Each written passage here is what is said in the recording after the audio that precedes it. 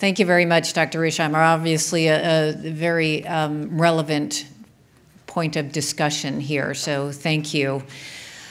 We're now at a little bit of a different part in our agenda. We're doing something new and exciting this year. We've been listening to patients, listening to suggestions, and we have implemented a section called Ask the Experts. So I'm going to ask the three individuals who have been asked to come up to the stage at this point, please. Thank you. In the meantime, if everybody else who wants to and is able wants to just stand up for a second just to stretch and get the blood moving again, that would be great. I know it's sometimes hard sitting in one place all day long.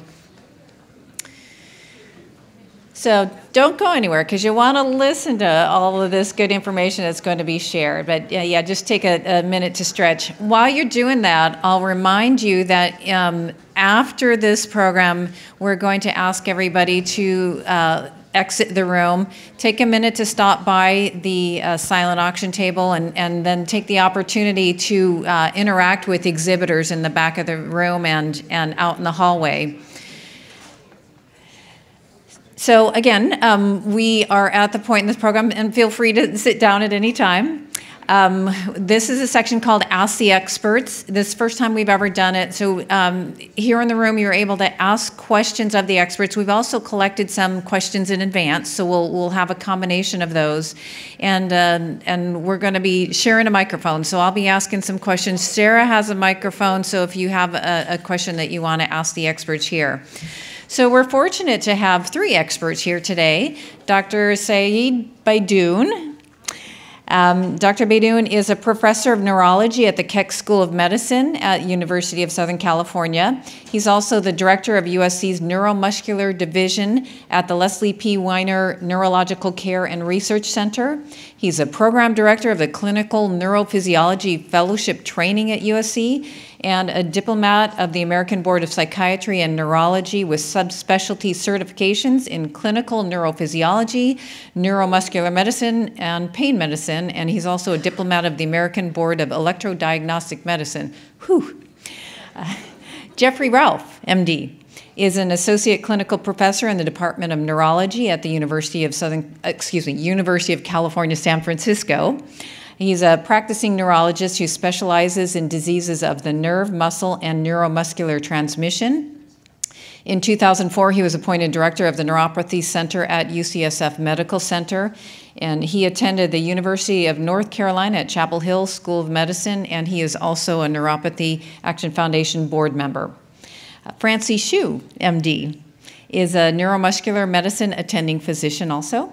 She is assistant clinical professor with the Department of Neurology at the David Geffen School of Medicine at UCLA. She's board certified in neurology and neuromuscular medicine. She received her medical degree from Chicago Medical School and completed her neuromuscular medicine fellowship training at UCLA and Cedars-Sinai.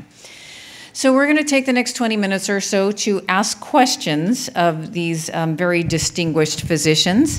I'll go ahead and start off with one that we had received previously, and then whoever wants to answer it, hand the microphone to you.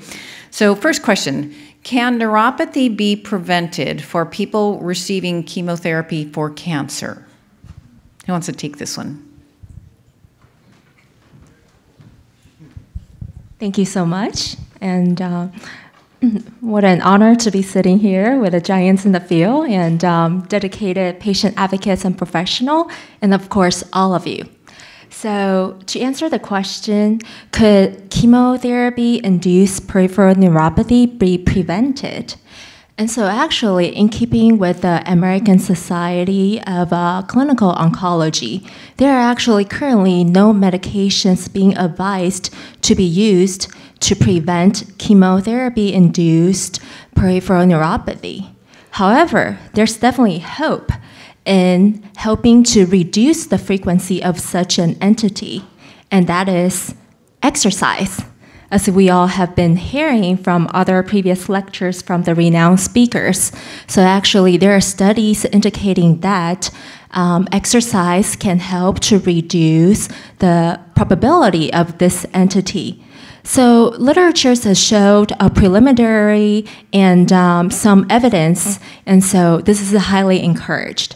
We really encourage patients to really start practicing, exercising your legs, your arms, and doing simple things such as swimming or even walking, jogging, strolling down the park, which is also very helpful for your mind as well.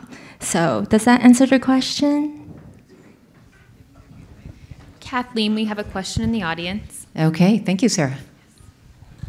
Thank you. One thing nobody has mentioned or spoke about so far, and I'm wondering, with regard to peripheral neuropathy, the potential efficacy with regard to stem cell transplantation.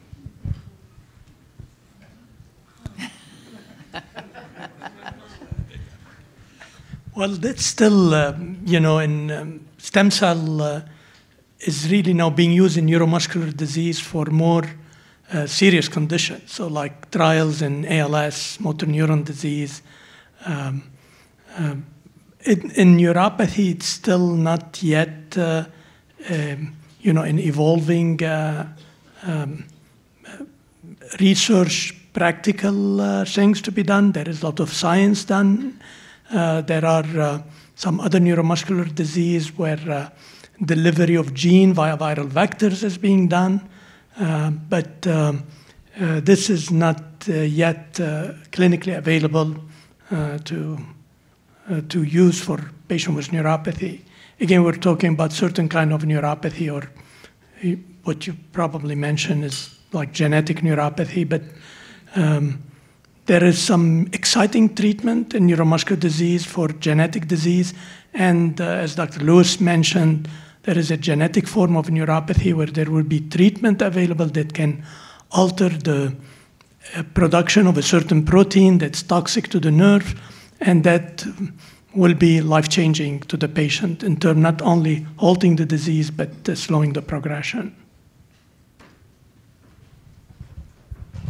Thank you. It sounds like it's an evolving strategy. So, okay, we got another question from the audience.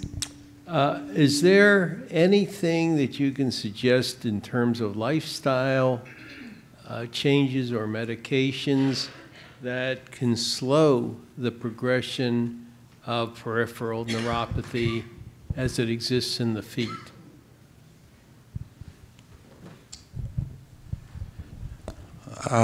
So there were a couple of very good talks earlier about sort of the workup on neuropathy, the approach to neuropathy, and the goal is to try to identify the underlying cause of the neuropathy, because the best way to treat the neuropathy is to address the underlying cause. Now, many of you here, I would imagine, have idiopathic neuropathies, meaning that the cause is not clear. And in that case, exercise is recommended. That may be helpful.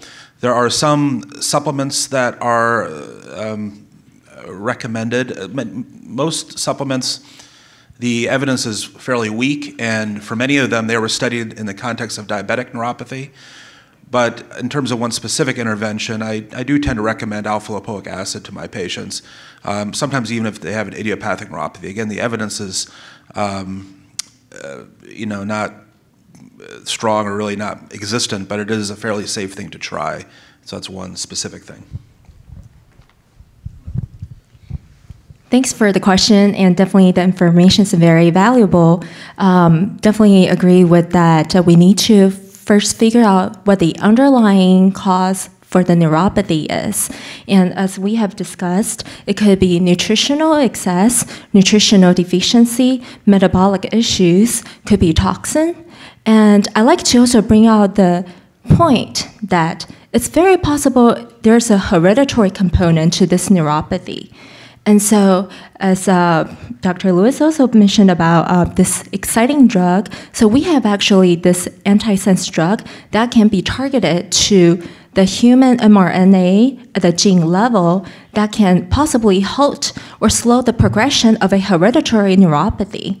And so really, it's really important to figure out what really caused the neuropathy, and so we can treat accordingly by utilizing the right medication or other multidisciplinary therapy to prevent or slow down the progression of the disease. Thank you. So we'll do one more question that we received previously. I have MMN and lost a lot of muscle before I started IVIG. What, if anything, can I do to regain the lost muscle? So MMN is multifocal motor neuropathy, which is an autoimmune neuropathy where there is attack on the myelin and the motor nerves that cause block of conduction and result in weakness. So initially, the first symptoms are due to physiologic conduction block, and there is gradual weakness development. But one of the issues with MMN, it can be delayed in terms of diagnosis, and the more delay in the diagnosis, the more likely the axons get affected, not only the insulation or the myelin, but the axon get lost or degenerated. And once this happens, when the axon get lost, the muscle fiber degenerate, and so they get atrophic and we lose them. Once there is fixed muscle atrophy, treatment will not bring back those motor axons because they degenerated, and they will not bring back those muscles. So the key really in MMN is early diagnosis to prevent progression of the disease, to prevent further weakness, to prevent atrophy. The main point is, even though some muscles are atrophic and are gone, we still treat patients with MMN because IVIG is the only treatment for MMN, and what it does, it prevents more different axons from getting lost and muscles from degenerating. All right, sounds like we have some more questions from the audience. Yes. Yes. Thank you. I have a question related to neuropathy and bariatric surgery. Have you found the relationship between neuropathy as far as maybe vitamin deficiency with the numbness and weakness? So bariatric is weight loss surgery, and patients who undergo those surgeries are always told by the surgeon to take bariatric vitamins or vitamins to mainly prevent neuropathy. That's the main complication if they don't take those vitamins. And I would say this is something we see quite a lot in the clinic, patients who develop peripheral neuropathy after bariatric surgery. And sometimes the folks do take the vitamins, but often they forget or they've lapsed in the taking the medications. Probably thiamine is an important vitamin, but it's probably multiple vitamin deficiencies are at play. But definitely people develop neuropathy after bariatric surgery, particularly if they do not take vitamins. I don't know, does that answer the question? Yeah, and what Dr. Ralph mentioned is correct. Other important vitamin would be vitamin B12, for example, and copper would be. There are not only neuropathy, it can cause a problem in the spinal cord. So these are some additional supplementation that's usually suggested. Thank you. And we had another question from the audience, Sarah. I have had neuropathy, peripheral neuropathy, for nearly 20 years. I'm not diabetic, and I have tried every single thing under the sun. Whatever has been mentioned today, I have done or tried. I am absolutely beside myself. I'm now at the point where I need a cane all the time. And I just don't know what to do anymore. I take gabapentin, I think, just because I'm scared of stopping it. Is there any point in carrying on with it if it, I don't know, if it's still doing anything or not? What are your neuropathy symptoms? Everything. Pins and needles, now it's... We might want to have an offline discussion with her. Okay. Without this, because Yeah. trembling in my leg. Yeah. It just goes on. Yeah. There's no family history. This came out of the blue, and as I say, I have been incredibly proactive all these years and really tried Yeah. to get a result. So they're mainly sensory. What was mentioned earlier is the sensory fibers are affected. So you're talking about pain and numbness. And the main issue, it looks in your case, is treatment of the pain. I'm sure the doctors have worked you up so much by blood studies and testing to make sure that they're not missing a cause for the neuropathy. And unfortunately, a good number of time we cannot identify the cause. But there is an evolution in the field. There are certain testing that could be done, certain genetic testing looking for something rare. Maybe we can talk at the end. We can be happy to talk to you at the end, unless, Jeff, you have.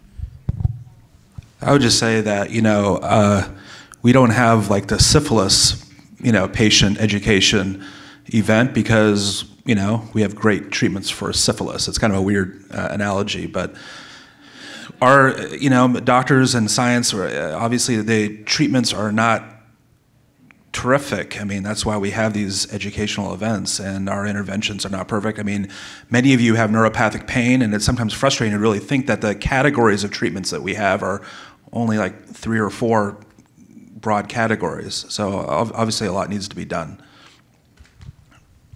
Yes, and just to add on to that, so thank you for sharing your story. And each of you has very unique personal experience with neuropathy. And it's really important for the physician and the patient to work together because first off, we need to figure out what kind of neuropathy you have. Is it a large fiber? Is it a small fiber? And is this actually truly neuropathy? Or is this some type of multiple problems due to like a ligament tear? Is it something in the spinal cord? Is it in your lower back? Or it's basically a combination of many different things. And in addition to pharmacotherapy and also cognitive behavioral therapy or topical agents or all these other exercises we can do, what about the type of shoes you are wearing, the socks you are wearing? Is your bedroom mattress comfortable? How about the blankets you are using? All these little details are really helpful. And so it's important that the physician and the patient work really close together and really find out what the problem is and really target to the problem. Thank you. Sarah, did you have another question? Oh, sorry. Okay. So Dominic's telling me to go to the list because we have a whole bunch of questions. There's so much enthusiasm here. So the next question on the list is, I realize there are over 100 different types of neuropathy, but is there anything that will cure any or all neuropathies? No? Yeah, so there is no magic drug that will cure, and you heard it earlier that most of what's available now is really not a cure, but rather to control symptoms. This is when we're talking about pain. There's no treatment for numbness because you cannot treat numbness. It's due to loss of sensory nerve function. The same way for balance. The balance may not be due to weakness, but also could be due to the brain not perceiving the positions of the feet, so working with physical therapy. So in that aspect, that kind of neuropathy, those symptoms, but there are other neuropathies where there is a treatment that can significantly improve, for example, in autoimmune neuropathy.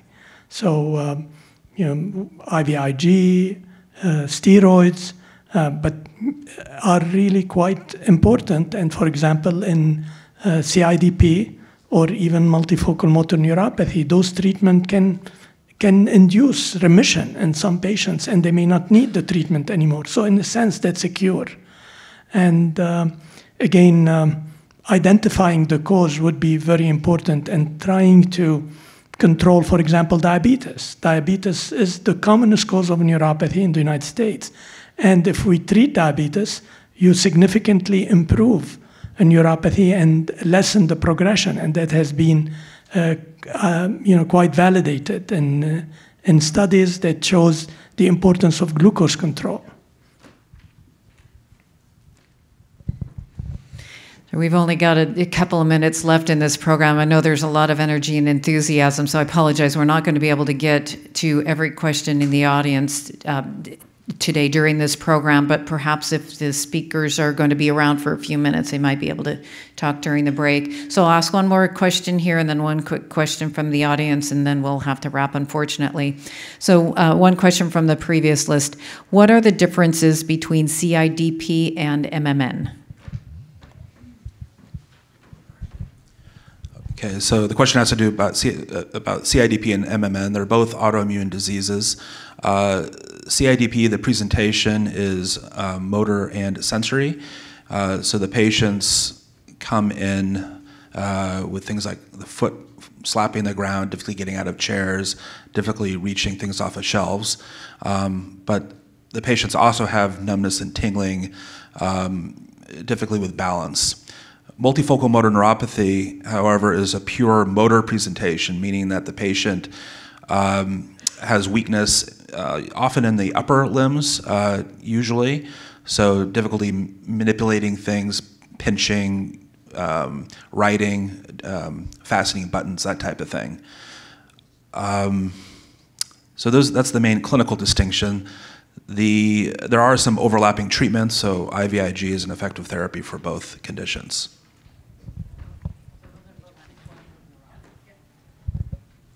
Yes. And also the other thing is that electrodiagnostic testing will show difference as well, just to add on to that, to help the clinician to make a solid diagnosis. Thank you. And one last question from the audience. Hi. So my question is in regards to CRPS type 1, which I have currently, as well as other conditions, sickle cell in particular. What treatment options are there when you're dealing with multiple conditions that cause both acute pain, as well as chronic pain, without flaring up one or the other? For example, currently, my issues are in my back, like in my spine area, as well as my legs, which is where my CRPS is. However, and I understand this, from what I understand is that you can't necessarily numb the spine all the way without causing other issues and things like that, like was talked about earlier. So what options are there other than, or what options are there so that you're not making things worse on either end? So the question is about CRPS. CRPS is complex regional pain syndrome, which used to be called before reflex sympathetic dystrophy. And so it's not a neuropathy, first of all. And there are two types. So you have type 1 and there is type 2. Type 2 usually occurs after a nerve injury. And type 1 can occur regardless. It could be soft tissue injury or some unknown etiology. I wish Dr. Richheimer is still here. He could address this very well. So you're here. Do you want to take it, Steve? Maybe offline. Yeah. Sorry, we're actually running out of time, so I'm going to maybe connect the two of you to talk for a few minutes after the break. Please give a round of applause to our three expert speakers.